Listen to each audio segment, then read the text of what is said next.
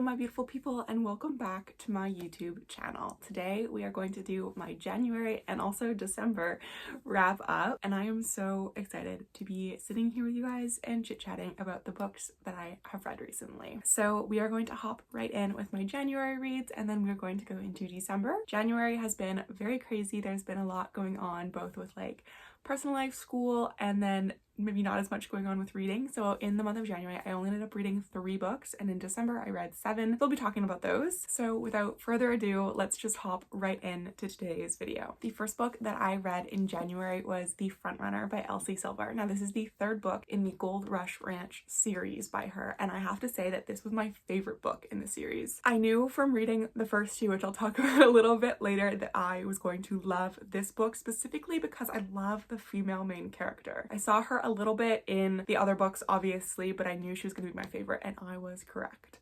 I also really loved the plot of this book, which was between our main character, Mira, and then our enemy from the kind of adjacent horse racing ranch to Gold Rush Ranch, and that is run by Stefan. So Stefan has a mare that just lost a foal, and Mira is on Gold Rush Ranch with a foal who lost its mother. So she kind of pairs them together, and then every single day she has to go over to Stefan's ranch and check on this baby foal. However, there also was a little bit of a condition to Stefan letting Mira bring this foal over, was that she had to go on 3 dates with him. This book was so much fun. It was a lot more of like a slowish burn compared to some of Elsie's other books, which I absolutely and actually really enjoyed because I felt like I was really able to see these 2 characters together and just like their moments together I really enjoyed. So I rated this 4 stars and I had an amazing time. The next book that I read in January was actually on my Kindle. I have the entire Throne of Glass on my Kindle. I got on Boxing Day for like $4 or $8 one time, which was really exciting. But I read Crown of Midnight by Sarah J Maas. Now, don't come for me. I'm a Sarah J Maas stan. Like, you guys can't see it, but I have my SJM shelf that I just reorganized because House of Flame and Shadow is releasing in T-minus 2 days. I haven't read Throne of Glass, and I was gonna read Throne of Glass, and so now I have read Throne of Glass, and I have, parts of it. I didn't enjoy the first book very much, and I know that's unpopular.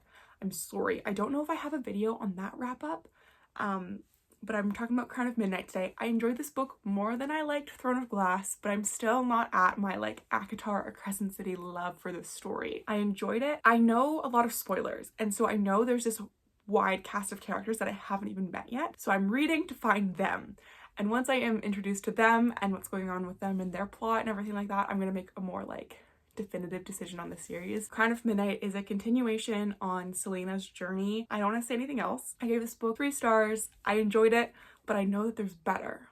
So that was that. And then the last book that I read in the month of January was The Switch by Beth O'Leary. Now, I am a big fan of The Flatshare by Beth O'Leary, and that was the only Beth O'Leary book that I had read. I decided to grab The Switch just because it was available immediately in audiobook form on my library, or from my library, so I read it. And this book was a pretty big miss for me. I gave it 2 stars.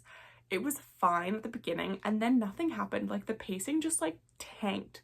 It was about our main character, Lena, and Eileen. Lena is like in her like late 20s, I believe, early 30s even, maybe somewhere around there. And then Eileen is her 80-something grandma who is so spunky and was quite fun. But they end up switching lives in order to find themselves and overcome the grief of losing Eileen's granddaughter, also known as Lena's sister. They swap lives, and this book had a lot of potential, but I didn't think that it realized its potential. I found that the found family wasn't really found familying because the characters were all like cardboard cutouts of each other. There really wasn't any detail. There wasn't a lot of story going on with those people, and they just were there to kind of further the plot at times, and I also didn't like where that plot went at times as well, so that was a bit of a miss. And I also didn't really enjoy Lena as a character. I found her decisions and some of her choices to be questionable, and the ending was so rushed, and just the reveals and the way things played out I did not enjoy. So that was a really big miss for me. I have one book I also want to talk about that I haven't finished. It is A Fate Inked in Blood, and I'm 56% of the way through it. and I got it as an advanced reader copy from NetGalley, so thank you NetGalley. And the author Danielle. This is a book that I was really excited for. You guys probably saw it on my anticipated reads if you guys saw that video. If not, definitely go check that book or that video out where I talk about more of my anticipated reads. This book, I'm struggling with it a little bit and I want to talk about it. Typically I don't talk about books that I'm not finished / I'm probably going to DNF, but I thought I would give it some time here and kind of talk to you guys about what's going on without getting to spoilers because it doesn't release until the end of February. I am just really struggling to connect with this story, and I am finding that a lot of the dialogue that is in the story is really disconnected and is just kind of info dumping key information in like a chat, which I'm struggling a little bit to enjoy. However, I am enjoying one of the main characters, Bjorn, and I am enjoying our main character. It's just everyone else in the book I kind of hate. I'm sorry, like I know that this book was written with a lot of antagonistic characters in the book. It is in kind of main character-esque key positions in the story. However, I am struggling with the dynamic a little bit because I find it a bit difficult to read a book where everyone is kind of so awful, or it gets a little bit repetitive with a lot of the reasoning just kind of falling back to the same point. But I am intrigued enough about Bjorn and our main character that I'm not sure what I'm gonna do. But that is the other book that I have been reading since the beginning of January. I'm only 56% of the way through it, so I thought I would mention it here. I think that it has a lot of potential and I feel like other people would really enjoy it if they are okay, like better or more okay with more antagonistic characters playing such a large role in the story. But those are kind of my thoughts on that. And that is kind of where I have ended my January reading month. We are now going to hop into what I read in December, and there are going to be some titles at the beginning which you guys probably have heard me talk a little bit about, or quite a bit about, because I've been talking about them a lot in my videos. So we're gonna get through those pretty quick, and then we're gonna also talk about some other books that I read in the month of December. The first book that I read in December was actually Reckless by Elsie Silver. Now I have talked a lot about this book, so I'll keep it nice, short, brief.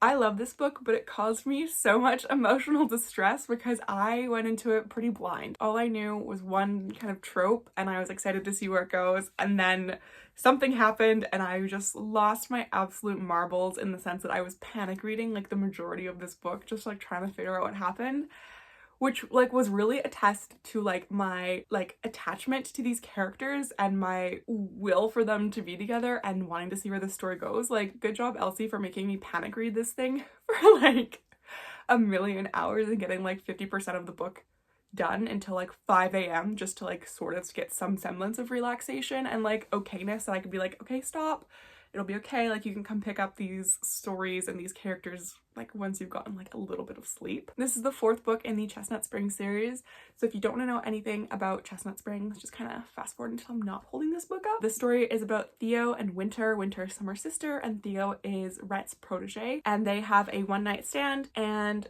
Winter ends up getting pregnant, and the story just kind of goes from there. It was really good. It was definitely, I think, the book that had the most stakes for me personally and my like investment in the story, but I really loved it. So I gave this book, I think like 4.5 stars, I think is where I kind of landed on it, somewhere around there. The next book was the final book in the Chestnut Springs series, Hopeless. I definitely talked about this a little bit in my Chestnut Springs Let's Ramble About It video that I posted recently. This book was the one kind of skip or miss in the series for me personally, but the epilogue and the final chapter just like made me really happy. This is about Beau. He is our ex-military man, ex-Navy SEAL kind of situation, and he ends up striking a deal with the town outlaw who is kind of gets a bad reputation simply because of her family, but nothing that she's done personally. And they enter like an engagement of convenience, and the story is about Beau and Bailey. So that is what this book is about. It definitely was more of a miss for me. I'd still give it 3 stars simply because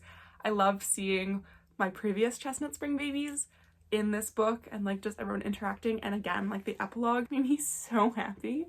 So I gave this 3 stars, but it was what I would say the one kind of like skip or miss in the series. The next book that I read was A Curse for True Love, which was the final and third book in the Once Upon a Broken Heart trilogy by Stephanie Garber. Now, this book, I listened to the audiobook and it was fine. I feel like the entire series was one of those series that you had to be really attached to the main characters, and I wasn't. I unfortunately didn't connect with them, and so I enjoyed it. The books, like, they were like fine. Like, they were like, I don't know like what else to say, because I really felt that this series could have been like one book, if that makes sense. Like, I really truly feel that like everything that happened in the span of these 3 books could have like been either a duology or like a thicker book, kind of giving like maybe like 650 pages, like 700 pages, and it still might have been a little bit too long at that point, but it definitely didn't need to be 3-book series in my opinion. It was just really slow moving, but if you loved the characters, you would have been super happy just spending time with them. But I also found it to be quite predictable. I did call, I think, like 95% of the plot twists. Like, I just kind of knew what was going to happen, but I would still give it a go if you want kind of like a book that is more character based in its like situation, and definitely one that gives like strong fairy tale vibes. The one thing that I have to mention about this book though is the fashion is impeccable. There is something about the way that Stephanie Garber is like talking about these outfits and like painting this like cast of characters and their fashion that is absolutely stunning. Like, she did an amazing job with that. So hats off and props to you. Like, that was something that I really enjoyed in the book. The next book that I read was the first book in the Gold Rush Ranch series, and that was Off to the Races. Now, this book is one that I rated higher than I think it was worth. Now I'm kind of second guessing myself. Like, I think I rated it like 3.5, but I think it's more of like a 3 in my mind now, because the other books in the series are just a lot better and I connect with the characters more. But I was so excited to jump into a new Elsie Silver world after coming off of the Chestnut Springs series, and this was her debut novel, which was really exciting and was really good for a debut. I just think that because I read Chestnut Springs and now have read other books in the series, she has better, but this was a strong debut. These are also her independently published discreet covers that are going away soon, so if you like the covers that I've been holding up and will continue to hold up because I have one more for you, definitely order them now because they're going to be traditionally published. These are going to go out of print, and I don't know the exact dates, but definitely check out Elsie's Instagram for that. This book is about Billy. She is a horse trainer, and this is also about Vaughn, who is now running Gold Rush Ranch after his grandfather Dermot passed away. He ends up hiring Billy, thinking that she is a man, to train the $1 million horse that is in really rough shape and needs some love and some time and lots of training in order to be this amazing racehorse. So he hires Billy, and Billy and him do not really get along. They clash and butt heads quite a bit, but overall it was a fun story. I didn't love a lot, which was not expecting in this book, was because Elsie is the queen of like tension and banter and like that kind of build up, and this book, her debut, definitely was a lot faster. Like, they are thinking dirty thoughts like pretty early on, which kind of threw me for a loop, and I was like, what's happening?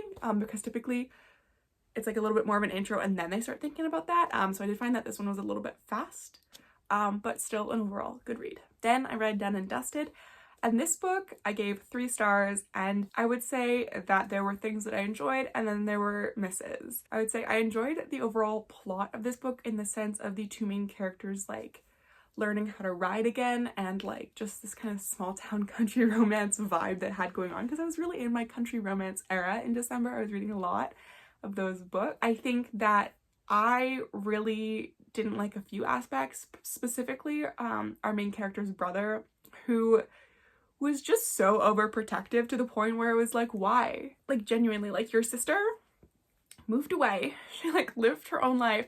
She's in like her 20s, and you're acting as if she's like this 16-year-old child. And it got to the point where I was just kind of getting mad because I was like, why are you being so overly protective as a brother? Like, it wasn't even like in like, oh, like you're looking out for her kind of way. Like, it was in a way that he was like really hindering her life potentially, and I just like, I didn't enjoy that. I will also say that this book had my spice yes and like a spice no. I really do not enjoy when characters are like, you better say to stop now or else like I'm not gonna be able to. And I personally don't like that. I'm a strong believer, and not even a strong believer, but like consent is forever present and you can stop at any time. So I don't like the line that is like, if I don't stop now, like I won't be able to. It's just a personal no for me. But then he did rectify it, you know, later in the book. But I don't know. I wasn't having the best of times with some of the things, and then to have that, I was like, ah. So I gave it 3 stars. Like, there were parts that I enjoyed, such as Teddy, our main character's best friend, and how she supported our main character. And I also really related to Emmy in a lot of things with like her like sensory things. Like, I really felt that. So there were things that I enjoyed, but there also were things that didn't work for me. I then read the second book in the Gold Rush Ranch series by Elsie Silver. Now this one was probably one of her most like taboo-esque romances, which was a really interesting time.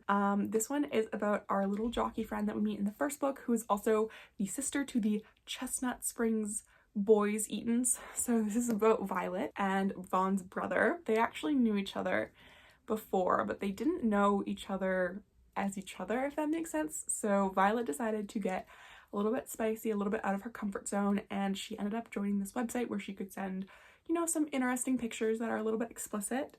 And she ended up matching with Cole, Vaughn's older brother, and they ended up forging a friendship off of this. However, because of some of Cole's past and his personal insecurities and his personal journey that he hasn't quite gone on yet, their relationship ends up falling apart, and they never talk to each other again on this app until they meet in person and are kind of forced to interact in very close proximity. So I'll leave it at that.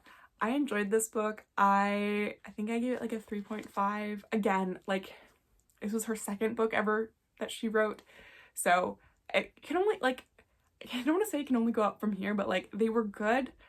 But the third one, numbers are hard apparently. The third one was definitely my favorite, and the Chestnut Springs series was just so amazing that I knew that I was going to like the Gold Rush Ranch series, but I wasn't going to be like obsessed like I was with Chestnut Springs, and that kind of has run true. Then the final book that I read in 2023, which got me up to 45 books read in 2023, which I'm so happy about, was Indigo Ridge by Devoney Perry. Now, this is a book that I saw all over Book Talk, and I liked it and I enjoyed it, but I totally rush read it. Like, I totally was reading it to like get 45 books. Like, I was finishing this book on like December 30th. Like, I was running to finish and have read 45 books, which kind of ended up backfiring a little bit because I'm like sort of in like a little bit of a reading slump. Not even in the slump, but more in the sense of like, I don't really know what I want to read now, because I've read a lot. I'm just desperately waiting for Sarah J Maas to release her book, but that is not the point. This book was about our main character. She is a female detective, and she ends up moving to this small town called Quincy, and on her first night there, she ends up meeting a guy at a bar and hooking up with him because he said that he didn't live in town. Turns out Garrett is actually the main town family, like founding town family, and she ends up interacting with him quite a lot because she's a detective, the new police chief, and there ends up being a dead body found on Garrett's property just below Indigo Ridge. So this book is a romance book, but you're also solving a like murder mystery situation, which I enjoyed. However, I didn't always love the execution of said murder mystery because I felt like I kind of solved it a little bit to an extent, sort of. And I enjoyed the characters, but I also like didn't enjoy the characters. Like, I don't know, it was just kind of like a weird situation because I was rush reading it, that I was like trying to get through it, I was like, you can do it, you're almost there, like 45 books. But I will say the one like big criticism that I had for this book was I have learned that I'm a little bit more of a slow burn girly, I think, and there just wasn't a lot of burn in this book because the characters are together from the get-go and they have this like connection that they can't really resist, and so they continue to kind of be together, and that just left no place for tension or yearning or building. And I feel like because, again, I just come off like Elsie Silver, who is like a master at building like tension and banter and all that stuff, it just didn't really work. If you can hear that, that's my dog scratching at my door. Give me one sec. The monster has joined us. So because of that, I don't think I was really invested in the characters because I didn't have that tension, that build up, that yearn. But I still like enjoyed it. I think I gave it 3 stars. Like there were aspects that I liked and then ones that I didn't. So that is where we are at. Alrighty, you guys, that was everything that I read in the months of January and December. So 7 of the books were physical and then the rest were audiobooks. And I hope that you guys enjoyed listening to me talk about the books that I have read recently or in December. But I guess that's still kind of recently. Don't forget to like, comment, and subscribe to my channel. I really, really appreciate it. And I cannot wait to talk to you guys next time. Bye, everybody.